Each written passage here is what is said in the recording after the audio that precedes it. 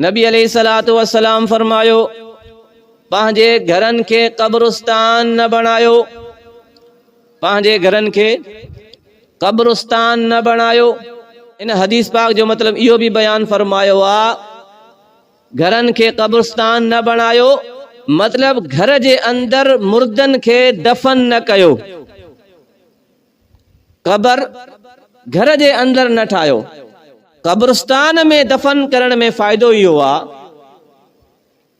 त जॾहिं तव्हां क़ब्रिस्तान में दफन कंदो उते हज़ारे माण्हू दफन आहिनि, के अल्लाह जा नेक बाना भी दफन हूंदा ऐं उन्हनि अल्लाह जे बाननि जे मथां अल्लाह जी रहमत भी हूंदी ऐं उन्ही रहमत जे करे मुमकिन आ अल्लाह जी रहमत इन गुनाहगार बाने जे मथां भी थी वञे जेको तव्हां क़ब्रिस्तान में दफन कयो आ। हिकु इहो फ़ाइदो। ॿियो फ़ाइदो, क़ब्रिस्तान में हज़ारे क़ब्रूं आहिनि ऐं हज़ारे क़ब्रनि में हज़ारे वारिस, त कॾहिं कंहिं क़ब्र वारे जो वारिस क़ब्रिस्तान में ईंदो, कॾहिं कंहिंजो ईंदो, साल ॿ साल खां पोइ कंहिं न कंहिंजो ईंदो।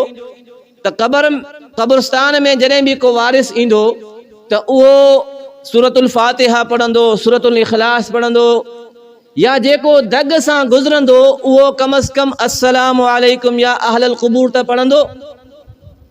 त इन हिकिड़ी दुआ सां, हिकिड़ी सूरत सां जॾहिं उहो ईसाले सवाब कंदो त अल्लाह साईं तमाम क़ब्रनि वारनि खे, हिन क़ब्रिस्तान वारनि खे सवाब नसीब फरमा। उन में तव्हांजो मुर्दो भी शामिल थी वियो। घर में केरु दुआ करण ईंदो, उते दुआ थींदी त उन दुआ में तव्हांजो मैयत भी शामिल थींदो। त इन करे मुर्दे खे क़ब्रिस्तान में दाख़िल करणु ज़्यादा बहितर आहे। घर में दफन करण जे बजाय क़ब्रिस्तान में दफन करणु ज़्यादा बहितर आहे। सईं वालिद जी वफ़ात खां बाद वालिद जो कारोबार असां भाइरनि में कीअं तक़सीम थींदो। जॾहिं को माण्हू वफ़ात करे वञे थो त उन जी मिल्कियत जेकी भी आ वारिसनि में तक़सीम थींदी आ, औलाद में, न्याणियुनि में, पुटनि में, घरवारी में, जेके भी उन जा शरी एतबार सां वारिस हूंदा आहिनि, तक़सीम जा हक़दार हूंदा आहिनि, विरासत जा, उन्हनि में तक़सीम थींदी आ। त हाणे सवाल करण वारे जो सवाल इहो आहे त जेकॾहिं मैयत जो को कारोबार आहे, वालिद साहब हुयो, उन जो को कारोबार हुयो, दुकान हुयो, फैक्ट्री हुई, त हाणे उन जी वफ़ात खां बाद इहो कारोबार असां वारिसनि में तक़सीम कीअं थींदो। दुकान आहे त दुकान कीअं तक़सीम थींदो, फैक्ट्री आहे त उहा कीअं तक़सीम थींदी। इन में बाज़ माण्हुनि खे इहा ग़लतफ़हमी हूंदी आहे त मैयत फोत थियो, हाणे हर शइ वेचे करे पैसा तक़सीम करणा आहिनि। ढोर ढगिया वेचो, दुकान वा कारोबार ख़त्म करे पैसा विरायो, ईअं न आहे।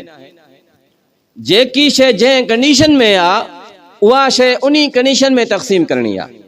ज़मीन आहे त ज़मीन वेचे करे पैसा तक़सीम न आहिनि करणा।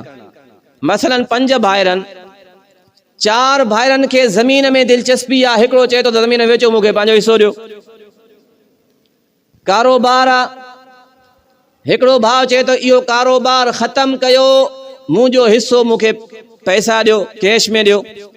त ईअं न थींदो, बल्कि कारोबार जे अंदरि उन शख़्स खे प्रॉफिट में हिसो मिलंदो, उनखे ओनरशिप मिलंदी, शेयर मिलंदा। वॾो कारोबार आहे, फैक्ट्री आहे, त उन 5 भाइरनि जी उन में हिस्सेदारी हूंदी। कारोबार उअं ई हलंदो जीअं वालिद हलाए पियो। हाणे उन कारोबार में जेकी आमदनी आहे, प्रॉफिट आहे, उन में 5 माण्हू शरीक हूंदा। पहिरियों वालिद उन फैक्ट्री जो मालिक हुयो, हाणे इहे 5 भाइर फैक्ट्री जा मालिक आहिनि, सभिनि खे बराबर ओनरशिप मिलंदी। प्रॉफिट में 5 ई भाइर बराबर जा शरीक हूंदा। त इन में ईअं न आहे त इहा फैक्ट्री वेचो पोइ पैसा विरायो, ज़मीन वेचो पैसा विरायो, ईअं न आहे। जेकी शइ जंहिं कंडीशन में आहे उन कंडीशन में तक़सीम करणी आहे। मुफ़्ती साहब विरासत तक़सीम करण खां पहिरियां कोई वारिस फ़ौत थी वञे त उन जो हिस्सो मिलंदो या न। बाज़ मरतबा ईअं थींदो आहे, हिकिड़ो माण्हू फ़ौत थी वियो, हाणे उन जी विरासत तक़सीम करण में जेकॾहिं चंद ॾींहं लॻा ऐं एतिरे ॾींहंनि में हिकिड़ो वारिस वफ़ात करे वियो, जेके उन वारिस विरासत जा हक़दार हुया उन्हनि मां हिकिड़ो फ़ौत थी वियो। हाणे उन शख़्स जो हिस्सो कढिबो या उहो हिस्सो ख़तम। 5 भाइरनि, वालिद वफ़ात करे वियो आहे, 5 में मिल्कियत तक़सीम करणी हुई, पर तक़सीम करण खां पहिरियां हिकिड़ो भाउ फ़ौत थी वियो, त हाणे उन जो हिस्सो कढिबो या न कढिबो। शरीयत जो उसूल इहो आहे, उन जी विरासत तक़सीम करण खां पहिरियां जेकॾहिं को वारिस वफ़ात करे वियो आहे त उन जो हिस्सो निकिरंदो ऐं उन शख़्स जी औलाद में तक़सीम थींदो। औलाद आहे या घरवारी आहे, जेका बि वारिस आहिनि उन्हनि में तक़सीम थींदो। 5 भाइर हुया, हिकिड़ो वफ़ात करे वियो, त हाणे उन वफ़ात थियल भाउ जो बि हिस्सो निकिरंदो, जेको उन जे वारिसनि में तक़सीम थींदो। उन जी औलाद आहे त औलाद में, घरवारी आहे त उन में, जेकॾहिं इहे न आहिनि त पोइ भाइरनि में। लेकिन तरतीब जे एतबार सां विरासत तक़सीम थींदी, उन जी विरासत ख़तम न थींदी। अल्लाह सां सम्झण जी तौफ़ीक़।